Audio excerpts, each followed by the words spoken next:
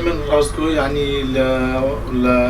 لإيرة لكردستان أو تقريبا سطا بيستا سطا سي أو دورة يعني بشري زور راسكو هي بس راسكو زور كم ولا تشاوجاران مثلا تا دنيا برو بيشتر دشي وضع من باشتر دبينم راسكوي كم تر دبيتن. هرچند راسكو بيلا إشوكار تا باشتر بودو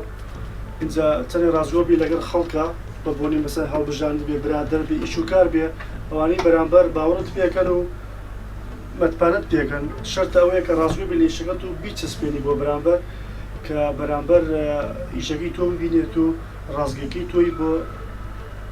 پیشان دێت و استفادەی لێ بکات تۆش لەوە ئیسفادە بکەیت. إن النجاة في الصدق، فإذا أردت أن تنجو وإذا أردت أن تعيش بضمير مرتاح فعليك أن تكون صادقا في عملك، صادقا في حياتك، صادقا مع كل من هم حولك. لا تخادع، فإن خادعت فمهما تمكنت من الممارسة الخداع وأتقنته فإنك ستسقط يوما ما ويكتشف الآخرون كذبك وتفقد ثقة الناس بك. إنسان تاچن رازگۆ بیتن لە کارەکانی ڕۆژانیدا سەرکەوتوو دەبێتن سەرکەوتن بەدەست دێنێتن لەوانەیە هەندێکش بەلای ئێمەوە ئەگەر بە ناڕاستی جواب بدەینەوە وابزانین کە لە بارودۆخەکە نەجاتمان دەبێت ئیشێکی باشمان کرێ بەڵام لە داهاتوو دەزانین کە کاریسەیەکی یاخود هەلێکی زۆر گرنگمان لەدەستدا بۆ ڕازگۆی زۆر گرنگە.